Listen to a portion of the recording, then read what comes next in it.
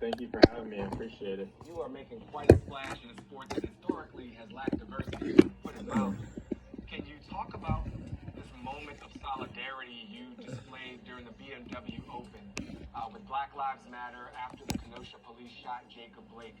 For me, I just felt like it was kind of a tipping point for me just to be able to speak up on, again, my experiences and what I've gone through with my family, what my grandfather has gone through, since he was a boy. But obviously back in the days in the South, African Americans weren't allowed to play. So once he enlisted into the military, he learned the game overseas, in Germany, England. My grandmother is actually Danish. At the time, they wanted to move back to Texas, but if he would have married a white woman, he would have went to jail. Cameron, for those who didn't see your action at the BMW Open, can you describe what you did? I wore one white shoe, one black shoe. And I'd say I wrote Black Lives Matter on one shoe, and then Jacob Blake on the other shoe, as long as with Breonna Taylor's. So you've also used your platform to create a foundation. Can you tell us about the Cameron Champ Foundation and the scholarship partnership with Chevron that's for students in the Napa area, your family's new home in California? What's the legacy you're hoping to build with your foundation? For me, it's just all about the kids and about the next generation. So, giving them opportunity, giving the kids chances in our community, with using golf as a major platform. But then again, it's not all about golf. It's about, STEM education, mentorship, feeling like they have someone they can talk to, feeling like someone is actually there for them.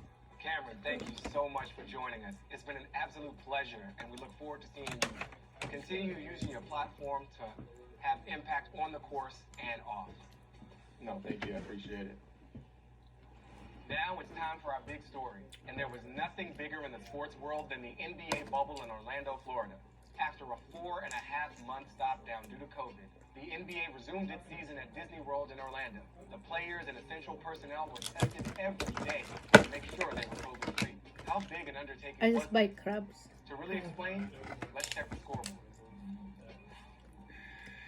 The bubble lasted 97 days, during which time 172 games were played by 341 players.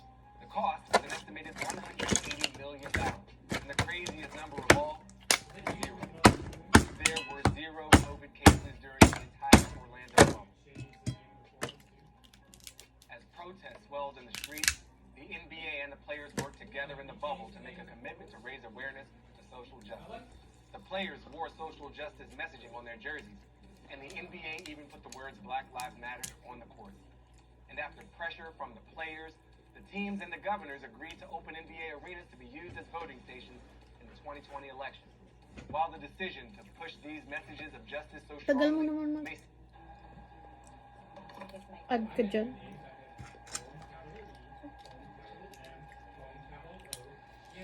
Mukbang sa bahay.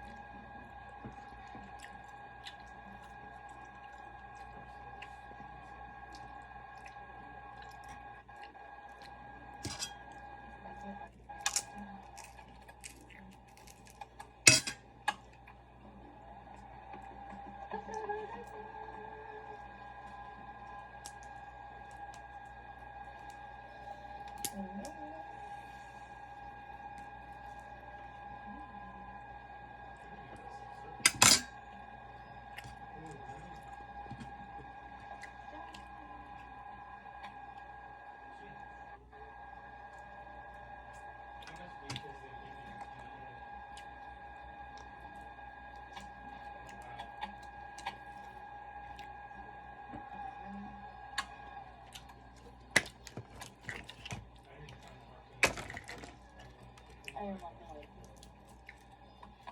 Grabe, ayaw mag-live. Sister, what are you doing? Pahinga ka, sis. Pahinga ka, sister. I love you.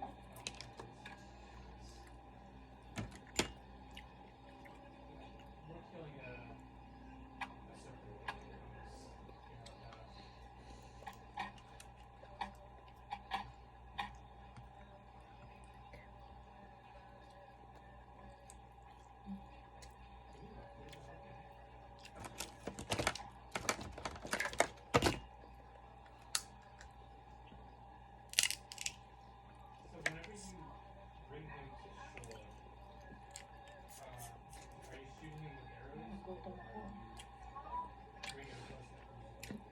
Ito,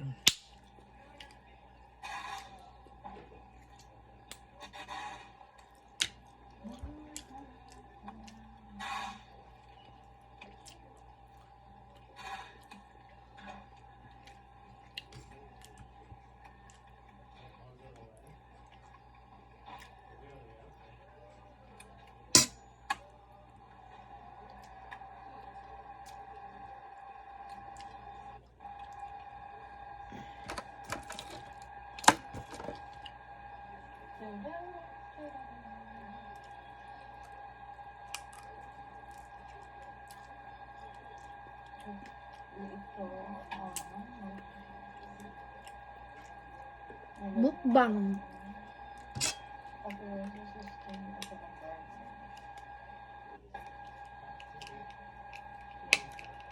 Snow crab mukbang. Actually, kahapon ko pa ito. Hindi ko naubos.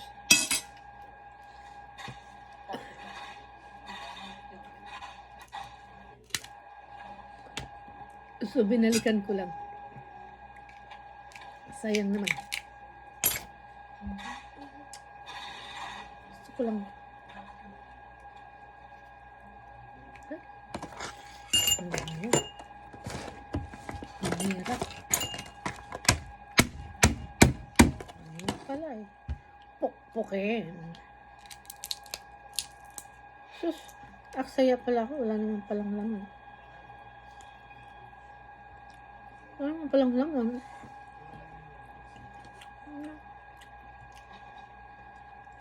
Ganun na ako sa crab. Gusto ko kainan ng kanin.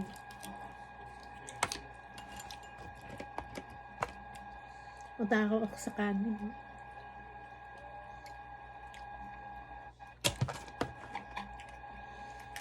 Okay. Mukbang sa bahay ng crab. Bumili lang ako. Habang pinanonood ko yung YouTube ko.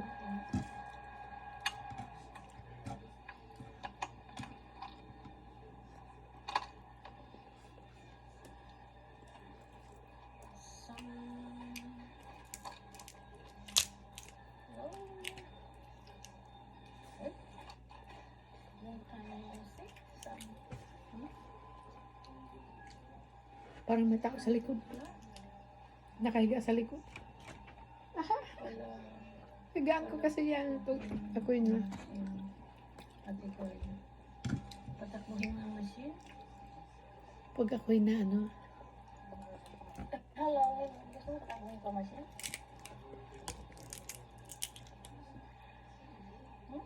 Gusto mo makita? Patakbuhin ko ang machine? Pag marami ng tao, di-demonstrate ko sa'yo. Pag marami na sila, do-demonstrate ko sa'yo kung paano mga tao tumakbo ang machine. Okay? Maghakot ka muna ng tao. tatakbuhin ko yung machine kung paano mag-speech ng pera. Okay?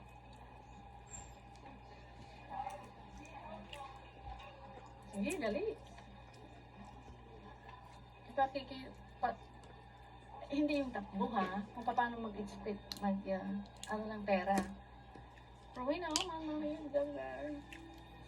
Sige, pakikita ko sa iyo kung paano mag-expect ng pera. Mga tunog pa sa...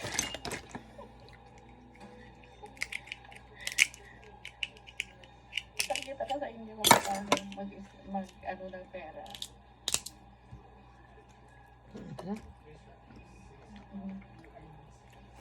Gisingin mo sila. I-demonstrate ko.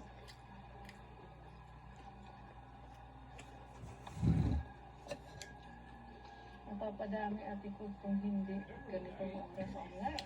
Mga tulong sila, di ba? Mga tulong. Kaso lang, ang oras dito ito. Kahapon marami. Kasi maaga-aga pa ako. Siguro 7 o'clock pa ako. Marami kasi live kanina kaya ayaw ko live. Pero kung maraming tao, next time, pakikita ko sa inyo kung paano ko takbuhin yung pera. Kung paano ko papakita ko sa inyo yung ATM kuha ng pera.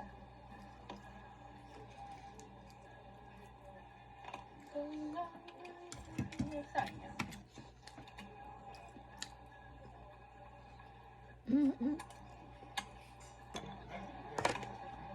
Sige.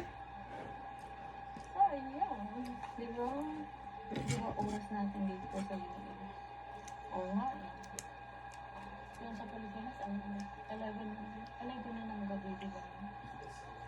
11 na ng gabi dito. Marami walang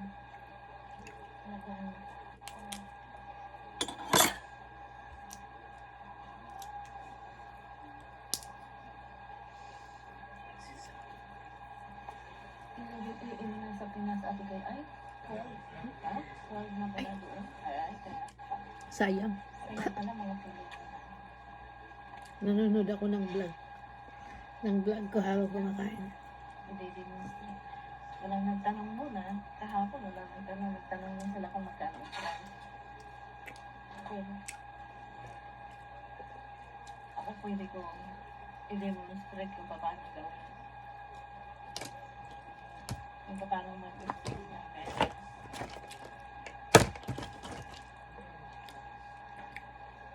Pero fake lang ha, na pera. Dapat-demonstrate ko sa inyo.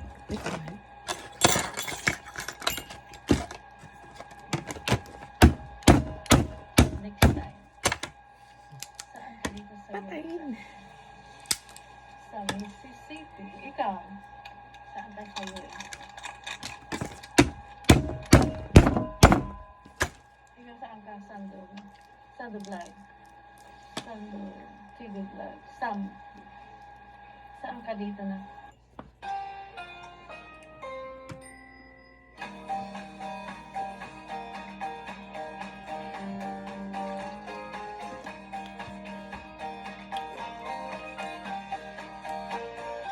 Nanonood ako lang.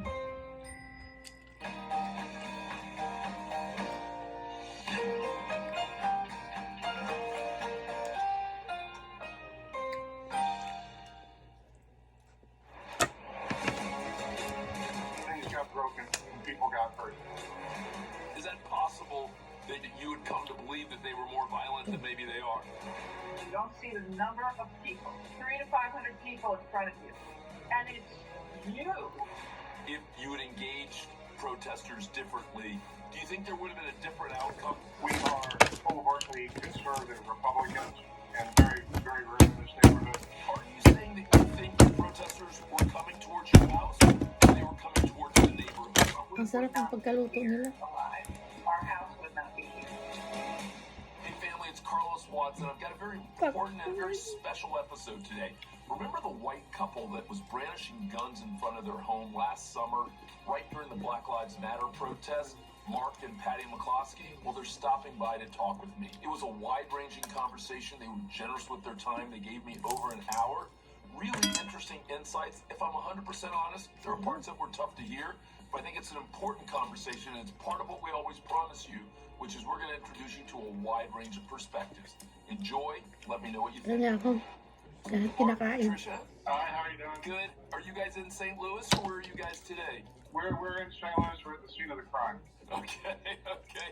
And have you guys moved at all during COVID, or have you literally been at home, kind of march all the way through now?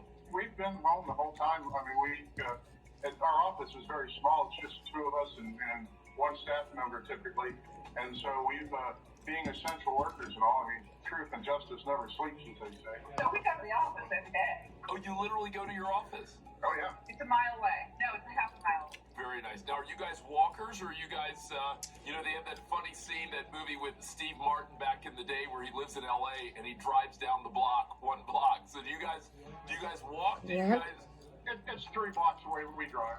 Okay, I love that. So you have a little Steve Martin in you. That's not bad. That's good. Yeah. How did you guys end up in St. Louis? I was born and raised here, and we decided to, come back here, and it was a good place to do what we did for a living in those days. Holding a high-powered rifle and wielding a pistol in these now viral images, Mark and Patricia McCloskey looked ready for a gunfight as a protest moved through their mansion-lined St. Louis neighborhood. Despite the tense, armed encounter, it appears no Missouri laws were broken, and the couple is insisting they do not oppose the Black Lives Matter movement and were simply trying to protect their family. I know you guys have had so many different conversations over the last, what is it now, probably 7 or 8 months since that evening. How do you guys think back about that night as you stand here today in January? The interesting thing to us is that only that first night, June the 28th, ever gets reported by the media. And that was the easier of the two events. The mob came back Wala on na. July the 3rd with the express intent of killing Ubus us na. and burning down the house. Now this mob was estimated at between 500 and 1,000. That was the hearing night. That was the time when Kahapon ang nakain ko. And our new congresswoman, the lady that represents us Um, in the House of Representatives now, we're standing outside the fence with a megaphone Kain ko yung chanting, "You can't corn, stop the potato, revolution." at saka sausage. At saka isang The Navy SEAL, who's my ganun personal na, protection, standing behind me, crab legs. leaning on his M16. Kasi said, marami na "Oh eh. yes, I can." So, it was So a yung dalawa, harrowing ano night. ko ngayon? This is our new representative, Cory Bush. When you describe her saying you can't stop the revolution, that doesn't immediately mean violence to me. And I guess that's the question I'm asking you, whether you are reading into what she is saying with more violent references than maybe are frankly intended. Is that possible that you were Baka more meron pa. charged and more Kain. loaded in the moment and you weren't as much at risk, except that you had come to believe that they were more violent than maybe they are? Yeah, it's a fair question, and in a vacuum, I could see how they could say that. The problem is that they have protested a lot prior to our event, and every time they did, things got broken and people got hurt. There were none of these protests where they were benign events. If half of them were benign events, and I had to judge, gee, Meron is this pa. going to be one of those 50% times when nothing gets broken and nobody gets hurt? I'd still probably be out there, because a 50-50 chance of getting killed is too much. So they can say in a vacuum, maybe they would have just walked on by, but when they did finally walk on by, they did engage in violence and try to burn the mayor's house. Ang They've mahirap done sa it akin, before, and they've done it since. puro kanin Right kasi. now, in this Kaya, room we're sitting in, we've got Lexan on the window ang lakas to ko prevent mag firebombs from coming in. And so it's not unreasonable under the circumstances. Wala You're na, a ano. reasonable person saying there were lots of protests in a variety of places, and that had you not brandished guns, it wouldn't have amped things up. How do you, is that reasonable? The proof of that pudding is in what they did next. After we discouraged them from engaging in violence to our house, they went down to the mayor's house and engaged in violence and tried to burn our house down. And so my instincts were not charged by race Yeah. and not charged by any kind of white privilege type background. What it was based on was your prior behavior. The same group, in the same city, in the same month, and now the efforts that Nanood ako na. did at the mayor's house, not just this one night, but many nights afterwards, they came back to the mayor's house and tried to burn it down. Pinanood ko yung ano ko, sarili kong YouTube. Diba? So yung nagmukbang lang akong sarili kong ano, Saan ka sa States? Siguro Dito ako sa Washington. dinner Ay, ng diyan ka pala sa Washington Friday. State. So, Nandyan si hindi Yvette. na ako lalabas kakain. Dapat lalabas ako. Meron pa pala akong leftover. So, Yung nagano ng kasal. hanggang dito na lang. Nagmukbang ako mag-isa. Merry birthday. Happy Thursday. Dito sa States. Akala ko Friday na. Trabaho, di Kasi ba? wala akong pasok bukas na eh. Nagtatrabaho. So, bye-bye. Ciao. Mga busy sa trabaho sila, di ba? Ganun ba ate ko? Oo. Ba't ayaw mag-ano? Oo,